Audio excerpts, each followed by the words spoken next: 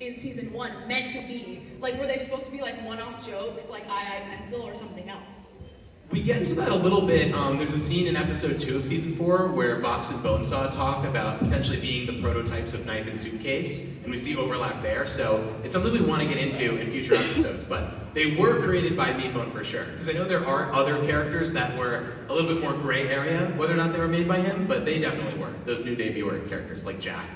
Yeah, and we might explore it more in the future, but I do think probably they were just byproducts of MePhone imagining what contestants on his ideal show would be like, and he was just coming up with different archetypes. Some of them made the cut and actually made it onto the show, and others stayed buried in the subconscious, in the void. Yeah, think about Tapey and Cabby, right? They both love recording things, right? So that could be an interesting thread. But yeah, we're excited to get into it. Thank you. Great question. Thank you so much. Yeah, and right up here.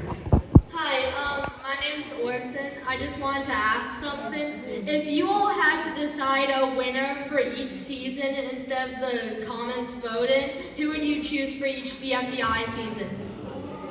Oh. I think there's genius in numbers. I think the hive mind decided correctly. I wouldn't change a thing. I would let Bubble win season 1. Yeah! I think for BFB, I would have wanted Blocky to win. Oh! Agreed. I personally was team Book, but I also would have really liked to see a Needle win. Are there any Needle fans in the house? Yeah.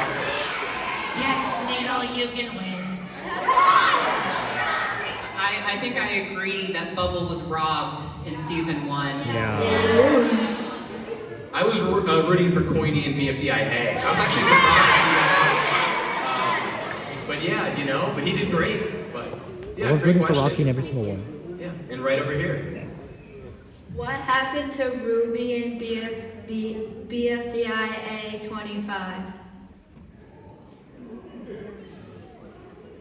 I think she just had been spending too much time listening to a song by Lemon Demon. Oh my gosh! I see it on TikTok! Sometimes the music just takes over your brain. I've seen this on TikTok. there you It's have called, it. apparently, Thank you. Ruby is like canonically listening And to right over Lemon here. Demon. Hello, my name is Gabriel, and I'm really excited to be here. And I've never talked to the creators of any, And she doesn't snore. and I'm so excited to be here. Well, I was confused at the end of Teapot 25 because why didn't one just... Sorry, at Teapot 25 because why didn't one just tell 4 that she wanted to recover 3 instead of saying that just to take it to her? What are you asking me? We'll have to wait and see. I wish our writer-director Sam Thornberry was here, because we'd be able to ask him a lot more questions. But until the Sam files are released, we'll never know. I guess the future is to be told there, but great question. Thank you. Thank you. Yeah, and over here, it's Praise MePhone. Hi, so I'm a big fan of Paper, so I have to ask. Since OJ was able to call Paintbrush in episode 4 using the pagers that Test Tube gave everyone, will Paper be able to stay in touch with everyone using that, or will we just never see it again, I guess, until like episode 20 or something? No, for sure. Well, they definitely traded the pens, which Paper cites as like, you take this pen, I'll take the other. So they definitely have a way to get in touch with each other. So we'll have to explore that in the future. Thank you, I loved the episodes. Yeah. Thank you. Yeah, right over here. Hi, you may know me as the person who was screaming in the audience. So, What's it called? You might have to narrow it down a bit more than that. I have a question about the 3 hours deals and now. stuff. Is one's the deals, are they actual pieces of paper or are they like holographs? Well, the lines on those paper, I've heard people talk about how those lines, they're not text, they're rectangles. Whatever. Maybe every single line is a sensor, and all of those documents actually have words that we don't know about. Thank you. Yeah, right up here. Okay, so I wanted to ask a question about IEFP. So, are we gonna find out who was the person targeting Bozo and IFB? I, Golfball, am not a bozo. But yeah, we're gonna learn a lot more about a lot of the things we saw in IDFB 1. We want to explain as much as we can in the season. Awesome. Thank you. Thank you. Over here. That's just what the third season is called. We saw in BFDI 25, episodes 6 and 25 aired on TV. But in BFB 4 says that the votes were a record-breaking amount. So has 4 canonically seen those episodes with the vote counts? I think 4's memory is hazy. 4 is powered by passion, not facts. There you have it. Thank you. Thank you. Right over here. Are there any plans for BFDI to get onto some sort of streaming service? We definitely would really like to. I think that would be really cool. Definitely like Chad. seeing BFDI in a place that's not YouTube. That would be a new thing. So we want to. All right. Thank you. Yeah, right over here. Hi, I'm Cayman, and I'm wondering, since I'm a big fan of Lightning and Life Ring, I pray for a plushie of them, and I hope for an Alabama tour. Did you say lightning and life ring? Yup. Oh, wow. Well, fun fact, I think the life ring voice is just sidewalky sped up a lot. So that's a fun fact. Well, life ring isn't in the rotation right now, but I feel like, do you all like life ring? Would you want to see that, maybe? Maybe we gotta throw him in there. And the same for the lightning plush. Who's a fan of lightning? Well, then we have to make it then. I want gelatin. Yeah, right over here. So, if 4 was a fan of BFDI from the first episode, who did he vote for in the first episode? Oh shoot. I like to think that 4 registered an account called J Silly Boy and wrote the first comment. Oh yeah, because The first vote that says flower goes away. I wasn't a fan of her. Thank you. Right over here. Hi, I'm Smootle. First of all, I have this for you. Oh. Thank you. You're welcome. And I wanted to know, what do the Algebraians feel like? Are they like, do they like have fur? Do they have scales or feathers? Oh, we know more about what's under the skin than what it feels like on the surface, because that's the part that like makes the squeaky sound and stuff. I know Forrest might be able to say more about the different textures of the Algebraians. I can't really say this is a canonical answer, but I always imagine them as very squishy and rubbery, kind of like a dodgeball maybe, because it's still skin, you know. Right on. Thank you. Awesome question. And right over here. Alright, so I'm a huge fan of BFDI, and can we get a loser chant, please?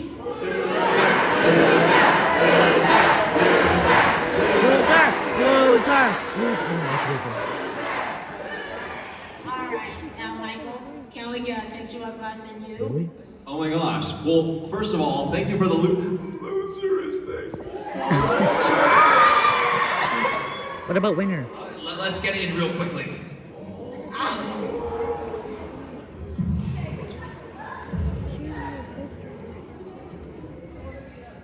I want to get a poster. All right, thank you. That'll be the one photo for the entire session. So that is awesome. Thank you. Thank you so much. Yes, right over here. Oh shoot. I just want to know, for Teapot, when Pencil was added in purposely because of one, if Pencil was like one of the first people to get out in that voting, what other character would be added in instead, and how would it affect Teapot? Oh yeah. I mean, I would assume it would just be bracelety with a third amount of votes. We don't really know what exactly would happen because we didn't get bracelety, so no one's ever really thought about it. Pencil in the game to the controller. Okay, thank you. Thank you. Right over here. Hello, my name is SketchUp Ketchup, and I have a question about It's probably their TikTok I name. have a question about MeatPad. Because if I, what's it called? If I had big MC, You know, I wouldn't say my real name. everyone just I would say like escapes. 6'7". One, MeatPad is stuck there, but if he was to get, fixed, would he remember everything, or would he just get, factory reset? It's a really good question, and I know there were some people in episode 5 talking about the scene where Paper was talking with Poppy about MeTag, and it's like, well, we haven't seen Paper really interact with MeTag that much. Could he really beat that? I think they were asking about MePad. Were you saying MeTag or Pad? Oh no, well, MePad. yeah, I bring that up Oh, I because Paper is the one that's with MePad now. So I think we're going to be seeing more of that dynamic potentially in the future. Not necessarily MePad getting up and being alive, but like where that story is going to go. So we have thoughts for sure. It's a really good question about whether MePad would remember anything if they managed to repair him. We kind of see in episode 5 that Test Tube really tried a lot of things, and apparently whatever is broken with MePad is very, very difficult to fix. But we're definitely not done exploring that territory, I'd say. I'm gonna keep trying and see what I can do. Thank you, guys. Thank you. Yeah, right here. My question is, how do you guys think golf ball and tennis ball became friends before the events of BFDI? Well, I was born a long, long time ago. And because of that, I cannot remember. No! But I'm sure,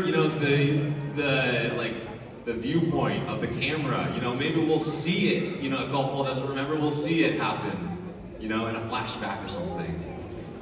Awesome. Thank you. Yeah, right over here. Hi, my name's Moxie. I have a question for BFDI. Is Jack, the I Can Make a Difference kid, actually a god? Like, was he the one who created the whole universe, the objects, the algebraian, the whole thing? I mean, that's so cool that, you're wondering about Jack, because I did not intend for that to happen. I didn't intend for, 2008, I made that for the Reflections program. I don't know if that exists, in other parts of the country. But he could be a god, who knows? That's a big responsibility to have. So I hope he does well. Awesome. Thank you. Welcome. Yeah, right over here. I was wondering if the thank you for subscribing episodes are canon. Well, they do have their own universe, the way that each one follows the next one, but they are a spin-off. They're sort of their own thing. Awesome. Yeah, thank you. Right here. I have a question for Michael. How do you come up with your song names? Oh my gosh, well I guess I don't really. I mean, some of them are keyboard smashes, so I wish I had a better way to name, but I think it's really cool. Thank you for listening to the music. I think that's awesome. I love your OSTs. Thank you, oh my god. Yeah, I think it's just whatever comes, I'll look to the right of the screen and whatever's sitting there on the desk, maybe I'll name a track after that. It's really up to chance. Thank you. Right over here. Hi, I have a fun question for Adam. I want to know, so Nickel always acts like he's, uptight and doesn't, care about anything. I wonder, does he ever have any, special hobbies that he would be embarrassed about for anybody else to know? Well, I like to think, Nickel, he's working in the reality restaurant right now, and a lot of his co-chefs, they're playing the game and everything. But I like to think he doesn't really portray that he loves to cook, but I think he's kind of a baking guy. I think he likes making some muffins, and, all that, I guess, cool stuff. I don't know, whatever. Keep at it, Nickel! I believe in you! His cooking is terrible. Never eat it! I'm working on it! Cool, thank you. Yeah, right over here. Before I ask my question, can I give this to Ben? Thank you. Woo! Alright, I'm gonna be reading this from my phone because if I didn't, that would probably start a run. This question is mainly for the Inanimate Insanity team, but I guess it also counts for the BFDI team as well. Were there any song ideas or lyrics to release songs that didn't make the cut, and why were they scrapped? That's a really good question. I actually, I was playing around with episode 5 of season 4. I kind of took point on writing that episode, and I love including songs in the show. I love the music. And I was playing around with the idea of having like the ghosts in the mansion sing a song. I was really into that idea for a little bit. The episode turned out to be just so stuffed with ideas that the song wouldn't have fit. It would have made the episode too long. But I did like start breaking ground on it. I wrote like a couple of lyrics. I don't remember them now. I probably have them in a scrap file somewhere. But I do want to maybe revisit that idea someday. I think that would be cool to see. And I know, Bo and Marshmallow might like to do some music together, right? Oh, yes, I'd like to start a band. I think that'd be really fun. I do remember actually too, during season 3, Brian and I had discussed a Clover song, kind of like a Disney princess ballad about her luck, and then when she loses it in the body swap episode, it'd be like, oh no. But we ran out of time. Well, how would you all like to hear me phone sing? Because we have an extended version of I from the finale that we are looking to release very soon, and you'll get to hear me phone sing in all this glory. Thank you. Thank you. Yeah, right over here. So, I was wondering, in BFD 5, why mention that Leslie had a traumatic killing past? And I was wondering, are you gonna expand on that in IDFB? I think all the underdeveloped characters in Teapot and BFB, we have to give them more backstory. So that traumatic past, well, we might have to revisit it sometime in the future. Awesome. Thank you. Yeah, right over here. Hi, my name is Tevia. I saw Adam earlier in the parking lot. Oh, shoot. My question is, have you guys ever thought about making human designs for your characters? I did that on my social medias for season 3. I had posted like all the season 3 cast. I thought that was a fun challenge, especially the floor, because I was like, how do you turn human into the ground? But it was fun. It was a fun challenge. That'd be so cool to see humanized versions, but I feel like the people in the OSC do so much better of a job. Like the people who are like wearing the costumes, you guys are killing it. Thank you. Next year. So honestly, I feel like I wouldn't want an official version that like sort of stops people from using their imagination. So thank you everyone who's doing the cosplay. Thank you so much. You're welcome. Right over here, it's Sticker. Hey, is this working? Oh, it is. Yui! Hey, I'm Azu. I have a show called Pretty Unique, and I work on Objectverse. And I just want to say, thank you so much for coming to Atlanta. I always wanted to come to these tours ever since 2023. And also, I just want to say, like, when it was Way of Life Adventure, I decided to just say, Persona 3! And I just want to ask, if you guys had to rewrite any BFB episode, which one would it be and why? And also, could y'all, like, in any character you like to voice, can you say Persona? Yeah. Persona!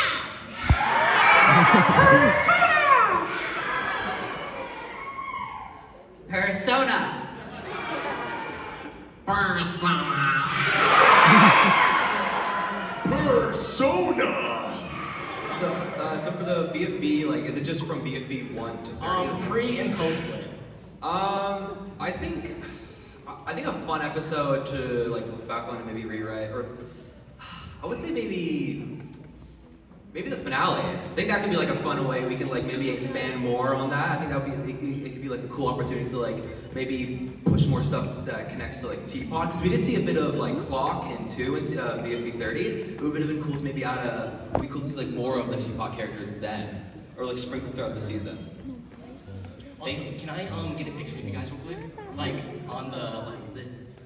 Yes, we do ask for future questions. No photos, just we can get through as many as we can. But we'll make one exception. Battle for Dream Island. Battle for Dream Island. Thank you so much. Y'all have a yo-yo click doing yo-yo. That was really good. Battle. Yeah, right over here. F4. Hello. D. How was it? Wait, Battle for Dream. Can I ask I to win main on either Overwatch or Marvel Rivals? Ooh, I think this needs someone who plays Overwatch or Marvel Rivals to answer accurately. So I have the same question too. I've played before. I tried, I think her name was Diva and Mercy. That's who I tried out. And then for Marvel Rivals, I really like Cloak and Dagger. I like their comics, so that's who I would pick. Jeff the Shark. Thank you. Thank you. You're welcome. We are down to our final 5 minutes of the Q&A, so we're going to try to get through as many as we can. We'd be here all day if we could. We love you've been an amazing audience, so thank you. And right over here.